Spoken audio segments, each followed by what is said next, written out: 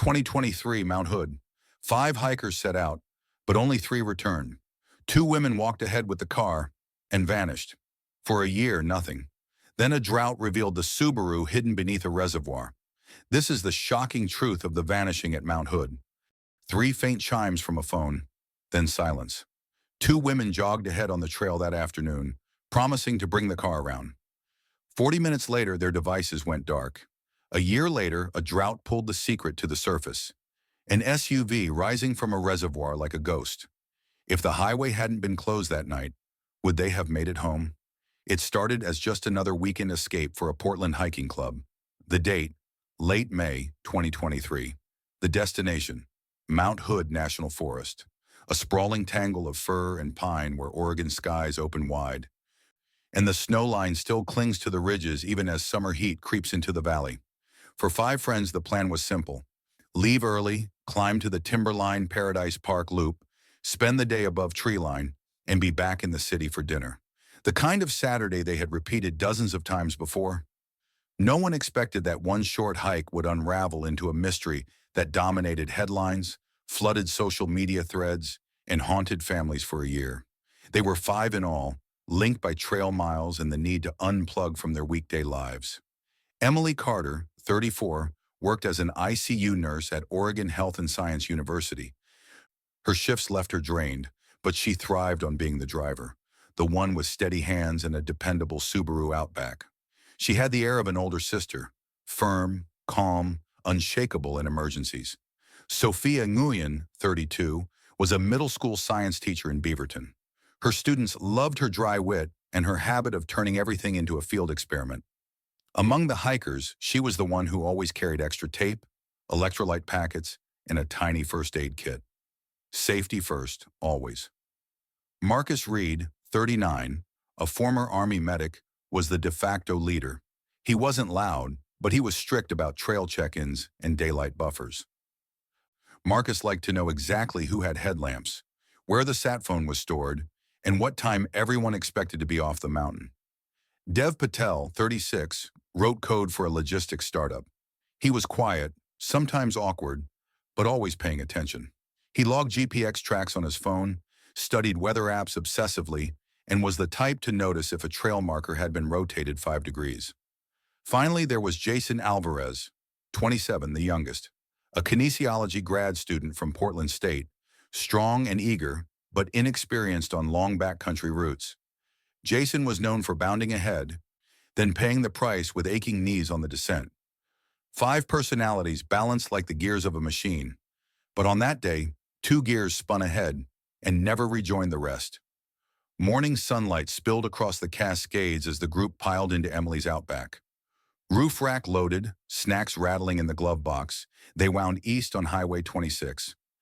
Emily kept conversation alive, her voice steady over the hum of tires. Sophia offered observations about snowmelt patterns. Marcus reminded Jason to hydrate. Dev, earbuds tucked into his hoodie, kept his eyes fixed on the ridgelines, storing away every angle. By 10:30, they reached Timberline Lodge, where parking lots were already filling with weekend traffic. Hikers, climbers, families unloading dogs. Mount Hood was alive with motion. The Outback squeezed into a dusty spot near the tree line. The group stretched, tightened laces, adjusted packs. Marcus recited the plan. 4 hours up, 3 down, no splitting unless urgent. Everyone nodded. The trailhead was crowded but thinned quickly. Above the trees, the snowfields reflected brutal sun. Ascent was steady, conversation light. They shared trail mix, laughed about Jason's graduate research, and took photos against the endless horizon. By 3 in the afternoon, they reached the ridge. The summit glowed white and impossible above them, but the view from Paradise Park was reward enough. Clouds gathered in the distance. Everyone knew it was time to head down. At the ridge, Dev set his phone on a rock and triggered the timer. 5 hikers squinting into sunlight, wind tugging at their jackets. A photo full of color and laughter. No one knew it was the last image of them all together. Halfway down, just after 4 o'clock, Emily paused. The trail was broad here, switchbacks cutting toward the timberline. She turned, brushing damp hair from her face. "We'll jog ahead. Get the car, pull it around to the overflow lot. That way you guys don't have to hobble all the way back to the main trailhead. Saves 20 minutes. It was classic Emily, efficient, considerate. Sophia glanced at Marcus, then at the younger men. It's fine, she added softly. We'll be careful. Marcus hesitated. His instincts screamed to keep the group together. But the lot was crowded. It made sense to stage the car closer to the highway. Emily was the driver, confident behind the wheel. Sophia was careful, never reckless.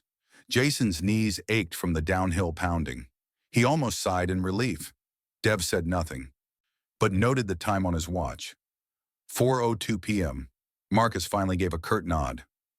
All right, straight to the car. Overflow lot. We'll meet in 30. Emily smiled, lifted her trekking poles. See you soon. Sophia gave a quiet nod, as always. Then the two women quickened their pace, winding down through the trees. The men watched them disappear, unaware it would be the last time. The three remaining hikers slowed, partly for Jason, partly from fatigue. They reached the main trailhead lot close to 5. Dusty SUVs, Jeeps with roof tents, Subarus lined up row on row. But Emily's white Outback was gone. Jason grinned. Guess they made it. Probably already waiting. Marcus checked his watch. We'll walk down.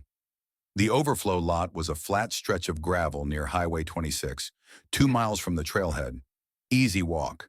But when they arrived, the place was empty. Just a long stretch of road, tree shadows across the asphalt, and silence. No Subaru, no Emily, no Sophia. Marcus tried Emily's number, straight to voicemail. Sophia's line, same. Dev checked his phone. Last ping says Mount Hood area, 4:47 p.m. He frowned. Signal just died. They waited. The sun slid lower. Shadows lengthened across the lot. By 7, nerves turned to fear. Marcus called the sheriff's non-emergency line. By 9, they flagged down a deputy at a ranger station. The missing persons report was logged. It was supposed to be a short hike. By nightfall, it was a mystery. By the time the 3 men reached the ranger station, the mountain was closing in on darkness. The sky above Mount Hood glowed purple, then black. Temperatures fell quickly, the kind of chill that seeps through damp clothes.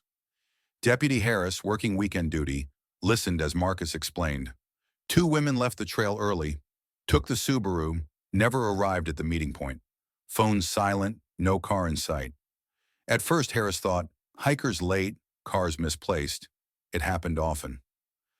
But Marcus's voice was tight, his details precise. Times, coordinates, phone pings. This isn't them, he said. They don't just vanish. A bolo went out on the Oregon State Police Network. White 2018 Subaru Outback. License plate ending 327. Occupants. 2 females, ages 34 and 32. Missing since 1600 hours. Search and rescue command activated, but not immediately. Night searches in forest terrain are dangerous. Helicopters were grounded. Instead, deputies drove highways in widening rings, hoping for disabled hazard lights, skid marks, some trace of metal against guardrail. Nothing. At dawn, the search began in earnest. K9 units swept the trail from the ridge down. The dogs picked up faint traces of Emily and Sophia, scent in the switchbacks, then at the trailhead lot. And then, nothing. The Outback had left. Drones flew over ravines, their cameras scanning for tire tracks cutting away from the road. The mountain was vast. Dozens of dirt spurs vanished into timber. Every curve could hide wreckage. By noon, OSP ran automated license plate reader, ALPR, checked statewide. No hit. Emily's plate hadn't passed a highway camera anywhere in Oregon. Air support came next. A sheriff's helicopter, thermal sensors aimed at ravines, gullies, snow pockets where heat signatures might show. But the afternoon returned blank screens. No Subaru, no women. The search team gathered at the ranger station. Marcus paced. Jason sat hunched, eyes on his boots. Dev scrolled through trail maps, muttering. It doesn't add up, he said. They got to the car, then nothing. Data dead. By evening, news reached Portland. Emily's mother, Ruth Carter, a retired librarian, drove up in a panic. She gripped Marcus by the shoulders. You let them split? Marcus had no answer. Sofia's brother, Daniel Nguyen, 36, arrived from Seattle the next morning. He wore a city worker's fluorescent jacket, having left his shift mid-route. He carried stacks of printed photos. "My sister's careful," he told deputies. "She doesn't just disappear. If she's not answering, something's wrong." Flyers were stapled to trailhead posts before noon. Photocopiers worked through the night. Investigators zeroed in on the outback. Cars don't evaporate. 2 tons of steel must leave traces. Broken glass, tire marks, a license plate ping. But days passed. ALPR nets were empty. No sightings from toll bridges, freeway exits, or rural highways. The outback had left Timberline Lodge sometime after 4 p.m. and had never been seen again.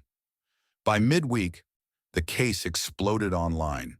A Reddit thread titled "Two Women, One Subaru, Vanish from Mount Hood" gathered thousands of comments. Armchair sleuths dissected timelines.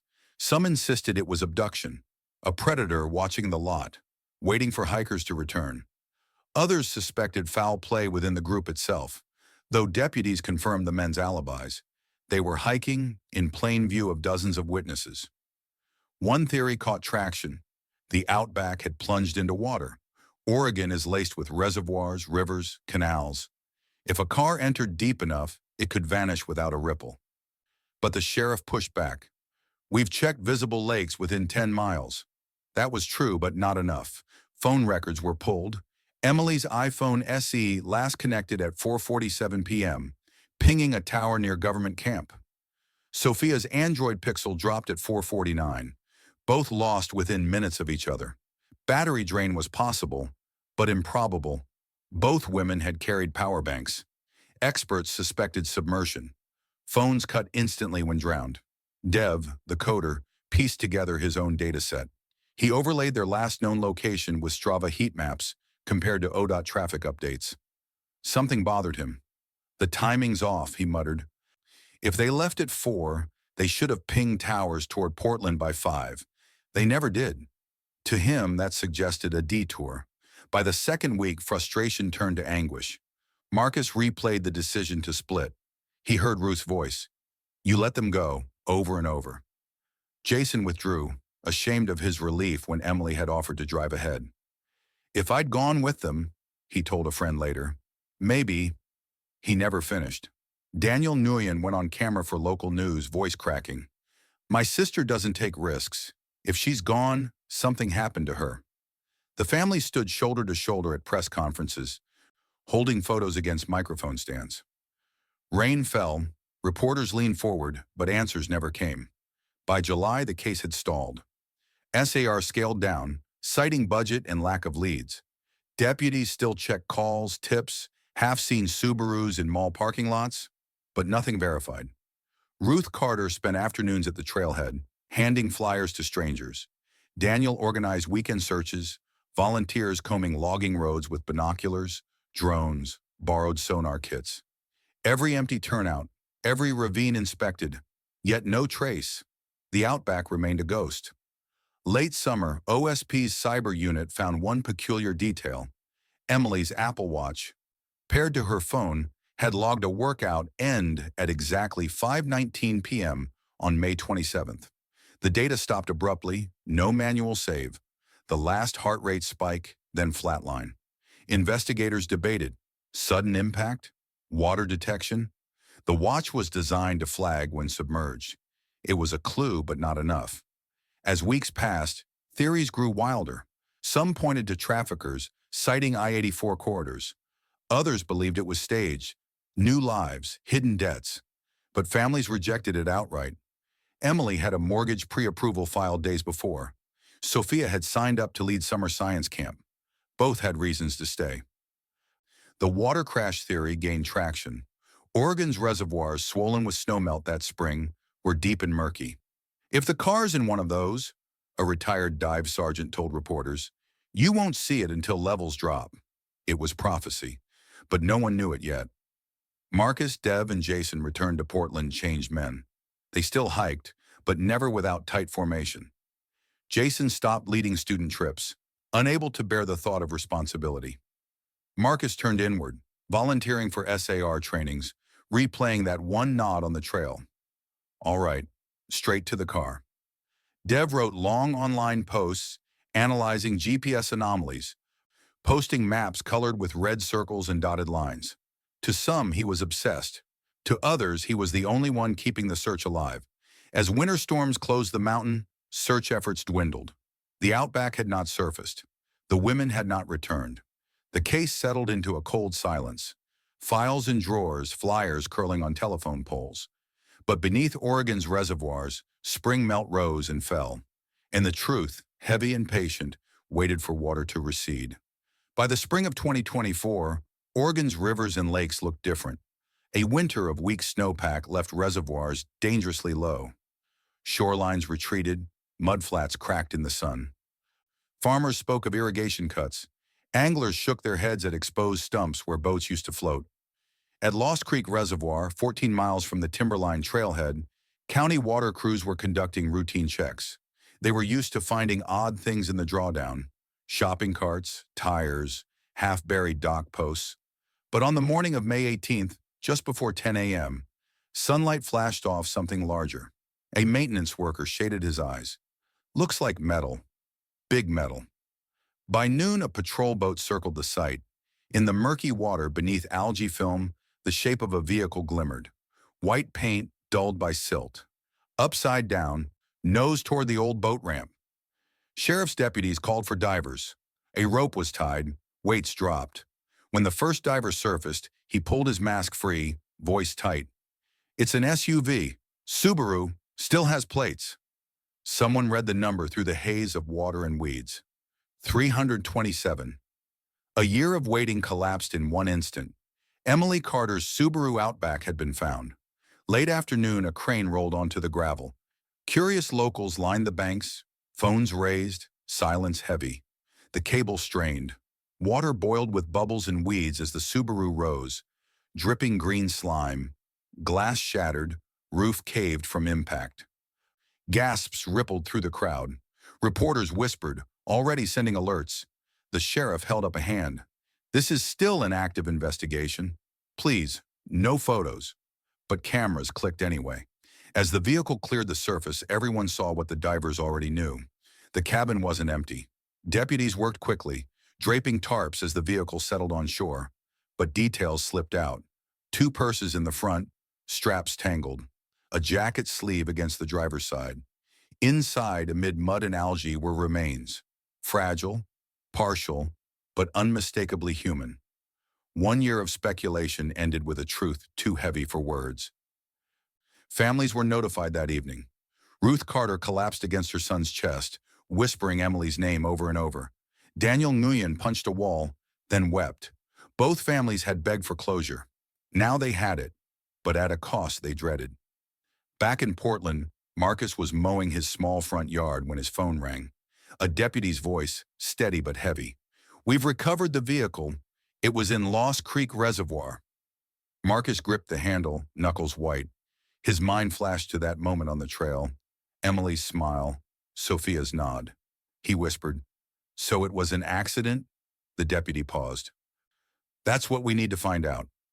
Marcus dropped into a chair, staring at the empty street. 1 year of torment had collapsed into a single sentence. Dev learned through news alerts before the official call. He clicked refresh again and again, reading comments scroll beneath a photo of the Subaru, dripping green sludge. "Found in reservoir." He whispered to no one. "I told you it had to be water." But instead of relief, he felt rage. Why hadn't sonar been used last year? Why had no one mapped the detour roads? Why had he been dismissed as obsessive? He opened a map, redrawing the route from Timberline to Lost Creek. The lines matched his old suspicions exactly. Jason didn't answer his phone for 3 days. He sat in his apartment, blinds shut, the glow of his laptop the only light. Friends texted, "You okay?" He ignored them. He thought about the moment Emily had offered to go ahead. His relief then, his shame now. "They died because I was tired," he whispered, "because I didn't say no." Of course it wasn't his fault, but guilt doesn't follow reason. It follows silence. The Subaru was towed to a secure lot in Clackamas County. Forensic tents went up. Investigators in gloves and booties circled the vehicle. photographing every angle. Water and muck were drained. Every item was bagged. Wallets, IDs, Emily's nurse badge, Sophia's teaching lanyard. The airbag control module, modern car's black box, was removed. Memory chips were sent to labs. 2 phones were found, swollen and corroded. Specialists attempted data recovery. An Apple Watch was still strapped to a fragment of fabric. Its log already told part of the story. The car had not suffered mechanical failure. Brakes were intact. Engine systems functional. Headlights set to on. Both front seat belts were latched. The women had been driving normally. The roof caved in from impact. Windows shattered inward. The black box showed ignition at 5:15 p.m. Speed, 42 miles per hour. Throttle steady. At 5:19, data cut abruptly. Investigators circled the map. That timestamp aligned with the Apple Watch's final pulse. Technicians managed partial recovery. Emily's phone showed a call at 4:42 p.m. to her mother, Ruth. The line lasted 5 minutes. Emily's voice had been cheerful, even casual. "We're back at the car, heading down soon. Be home by 8. Ruth later recalled, "She sounded fine. No fear. Nothing unusual." Sophia's phone recorded a handshake with a rural tower at 5:17 p.m. Then nothing. 2 minutes later, silence swallowed everything. Investigators combed ODOT traffic feeds. At 5:05 p.m., a white Subaru Outback was captured by a camera near Forest Road 42, heading not west toward Portland, but south toward rural lanes. Behind it, another car. A dark SUV, headlights on. Speculation flared. Was this pursuit? Coercion? But detectives tracked the SUV to a local family heading to a cabin. No connection. The Subaru was alone. On May 27, 2023, weather logs showed thunderstorms forming after 5. By 5:30, rain pelted county roads, first wetting after weeks of dry dust. Oils rose, pavement slick as glass. Lost Creek Road was infamous for a curve by the reservoir. Locals called it the ice corner. In heavy rain, tires skated. Guardrails were minimal. If headlights caught water, glare at dusk, a driver could lose traction in seconds. Forensic teams pieced together the timeline. 4 p.m., Emily and Sofia leave the group, descend quickly. 4:30, 4:40, reach the Subaru, depart main lot. 4:42, Emily calls her mother, cheerful. 4:52, semi-accident blocks, Y26, detour activated. 5:05, Subaru captured on camera heading south. 5:15, vehicle traveling, or number 42 near Reservoir curve. 5:17, Sophia's phone last handshake. 5:19, impact, black box and Apple Watch cut. Vehicle hydroplanes, leaves road, plunges inverted into reservoir. Everything aligned with a tragic but simple truth, an accident hidden by water. Still, doubts lingered. Why hadn't search teams found the car? Why had it taken a drought to reveal? Investigators admitted Lost Creek Reservoir was just beyond the original 10-mile search radius. Its murky depths, at full pool, hid anything below 15 feet. Sonar wasn't deployed at scale last year. It was, in the sheriff's words, the blind spot of the system. Ruth Carter stood before reporters days later, voice trembling. "My daughter didn't vanish. She wasn't careless. She had an accident, like anyone could. But it took a year to find her, a year of not knowing." Daniel Nguyen added, fists clenched. "This wasn't just fate. It was gaps. Gaps in search, in technology, in protocols. My sister deserved better." The crowd listened in silence, hearing both grief and accusation. On May 27th, exactly 1 year after the disappearance, Emily and Sofia were laid to rest. The service filled a Portland church. Nurses from OHSU in scrubs. Sofia's students in handmade shirts with frog sketches, her favorite animal. Marcus, Dev, and Jason sitting in the back, shoulders hunched under invisible weight. Photographs lined the altar, smiling women on trails. In classrooms with friends. The last group selfie at Mount Hood projected above. Ruth whispered at the casket, "You're home now." Daniel pressed his hand against the wood. "You'll never be forgotten."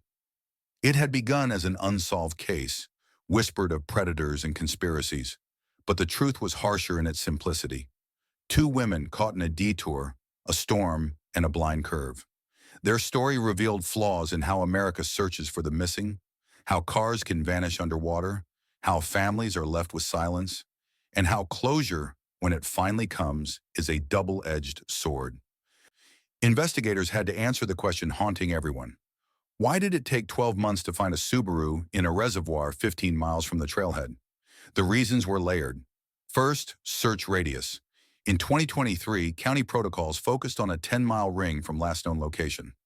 Lost Creek Reservoir sat just outside that radius.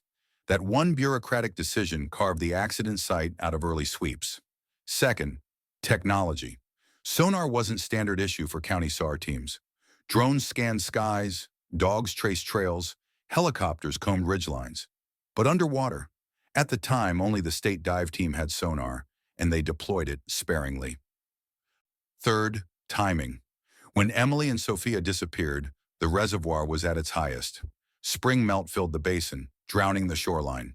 Even if a deputy had stared straight down into the water, the Subaru rested more than 12 feet below opaque, algae-rich surface. Fourth, communication. Agencies operated in silos. Sheriff's deputies thought like law enforcement, chasing potential abduction leads. SAR volunteers thought like mountaineers, combing ridges and switchbacks. The water district wasn't looped in. No one asked them to scan. It was death by blind spots. Not neglect, but fragmentation. And for families, fragmentation felt like betrayal. When details emerged, criticism followed. Editorials demanded answers. How could a car with license plates vanish in plain sight? Reporters pressed the sheriff. Why didn't you drag the reservoir? Families asked the hardest question of all. Would Emily and Sophia have been found sooner if the system had been stronger? At a press conference, Sheriff Holloway admitted, "We did what we thought was thorough. It wasn't enough. We failed them." The bluntness shocked many, but for the families, honesty was the only acceptable currency. Oregon's legislature took notice. Hearings convened in Salem that summer. Water searches. Every missing person case involving a vehicle would now trigger mandatory sonar sweeps of lakes, ponds, and reservoirs within 20 miles. Technology grants. Counties received funding for side-scan sonar, underwater drones, and training for volunteer divers. Agency protocols. A unified command system was built, pulling sheriff's offices, SAR, DOT, and water districts into the same room at case launch. Trail safety. The Forest Service installed QR check-in boards at major trailheads, feeding data into county alert systems when groups failed to log return. Mount Hood's tragedy reshaped the playbook. Emily and Sophia's accident forced change, but policies don't mend grief. For Ruth Carter, every reform speech felt hollow. She still walked past Emily's childhood bedroom every morning, inhaling lavender lotion that lingered in drawers. "They say her death made things safer," Ruth whispered, "but all I wanted was my daughter." Daniel Nguyen turned his grief into advocacy. He lobbied for SAR budgets, spoke at conferences, reminding officials that every gap is a family's nightmare.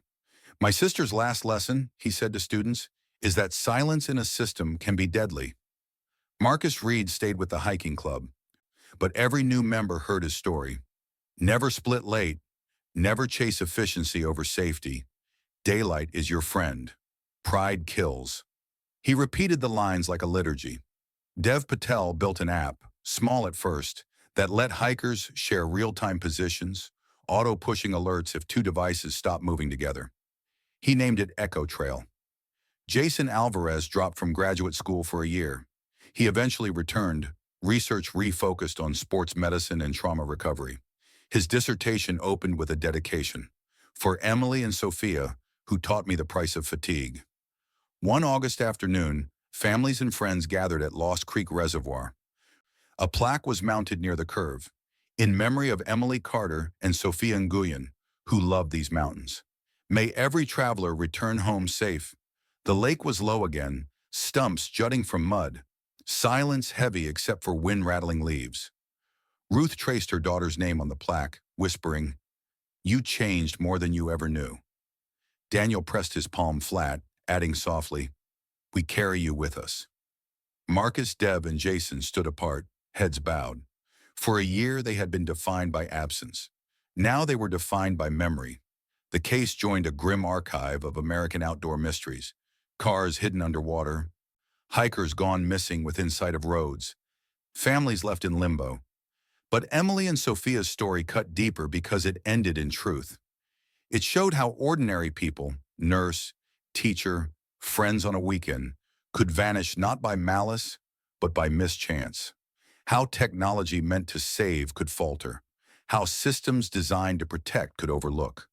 And how, even then, persistence, family flyers, online sleuths, stubborn friends, could keep the silence from swallowing them completely. A narrator's voice would end it like this: they didn't disappear because they wanted to. They disappeared because of weather, roads, and blind spots. What was hidden beneath the water has been brought to light. Their story warns us: never assume the system sees everything. Never assume safety is guaranteed. And never forget that behind every missing poster is a family waiting. If stories like this move you, if you believe mysteries should be remembered, not ignored, liking this video and subscribing to Silent Traces helps keep these voices alive. Because silence is only broken when we refuse to stop listening.